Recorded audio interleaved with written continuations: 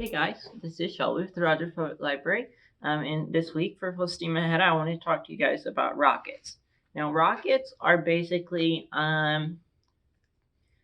missiles, right? Not in the sense, or not necessarily in the sense of things that get launched out of like planes or ships, but things that go through the air. And they act on a really simple principle called the third law of motion.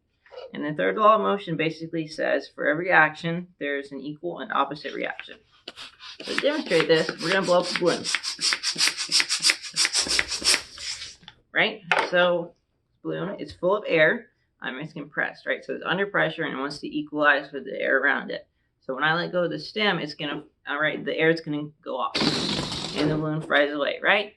So what's happening is the air from the balloon is going one direction and the balloon is going the opposite direction, right? Because, right, that's what the third law of motion is, right? When something moves one way, there's a force that's going to push it the other way. And that's how rockets work. So rockets were first developed as military weapons in China during the second millennium CE, or Common Era, or sometimes called AD. Right, so it's basically just it kind of developed from gunpowder, right, which is the thing that gets put in guns to make bullets go. So early rockets were kind of really similar to what we think of as fireworks, right? They're not super powerful. It's basically just gunpowder in like a wooden or a paper tube. And over centuries, these developed pretty substantially until there were like metal rockets in the 19th century. And then in the 20th century, we get what we consider modern rockets, including rockets that can go to places like outer space or the moon even. And one of the people that was really responsible for this rocket development was a guy named Robert Goddard. So he was an American, and he lived in New England. And he he's called the father of modern rocketry because before, where most rockets had solid fuel, right, gunpowder is a solid.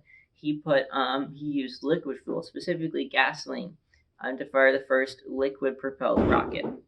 Another guy who's really important in the development of rockets is this guy, Werner von Braun.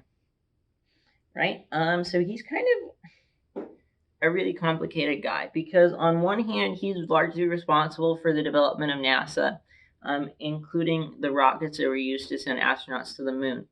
But on the other hand, he before he worked for the United States government and worked for NASA, he worked for the German military in the 1930s and 40s, and helped do some really bad things with them, right? So this is a book about him. It kind of talks about the different phases of his life and the different accomplishments that he did. So our activity for this week is we're just going to be making a multi-stage rocket, right? So what that means is that you have basically two rockets, in this case two balloons, that are set to go off one after the other.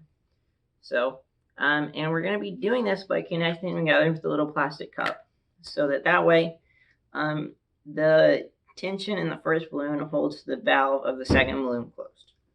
So we're going to see if we can do this right.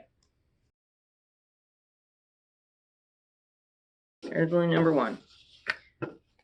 You don't necessarily need an air pump like that to do this, but it helps, right? It helps you, especially with these long balloons, it helps blow them up faster. I'm going to use a little piece of tape to kind of hold the valve closed because it just makes it a lot easier for me to deal with the second balloon when I can use both of my hands. Right?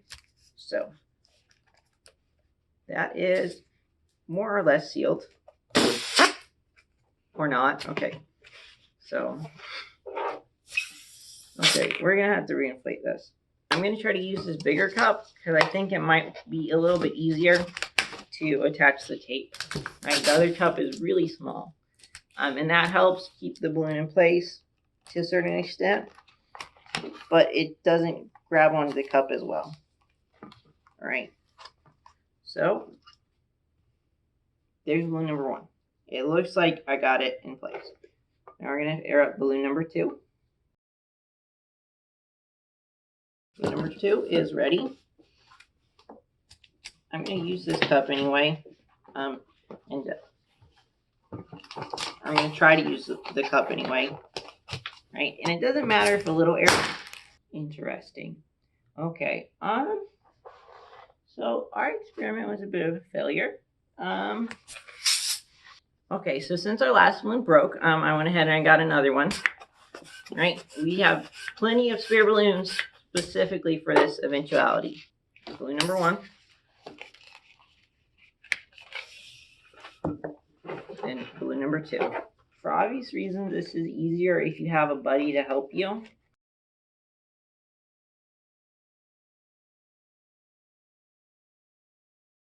Okay, so I have my 2 balloons. I put the first balloon through here. That's the easy part. The slightly less easy part is putting the stem of the second balloon through and pinching it. All right, there we go. So I got it. So now what should happen is the first balloon should go off, and then the second balloon should fall out. Right? I don't know if you caught that because it's out of the way.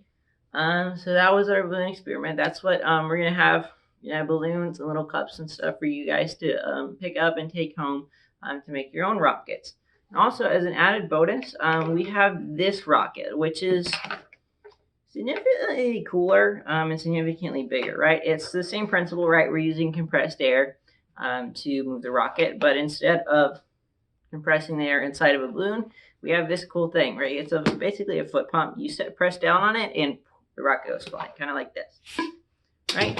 In this case, the rocket flew about 5 feet and hit the wall because there's just not a lot of room here, right? We can't shoot this rocket super far inside, so we're going to go outside and see how high we can get it up to get the rocket to travel. Right now, we are outside of the library in a little kind of drainage ditch, just because there's a lot of open air here, and we can't really hit anything with the rocket. So this is a pretty safe location. The rocket here, I've got it set up.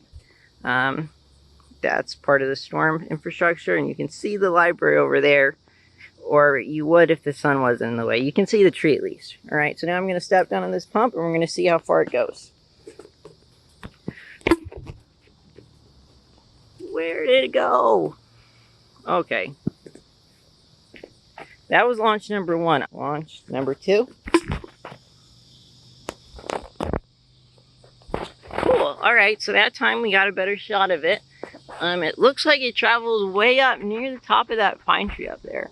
Not entirely sure how tall it is, maybe 30 or 40 feet. It's about as tall as the library is. But we're also in a ditch, right? So we're at a lowered elevation. So that's all the science that we have for you guys this week. I hope you have fun. I hope you learned something. I'll see you next Wednesday. Bye.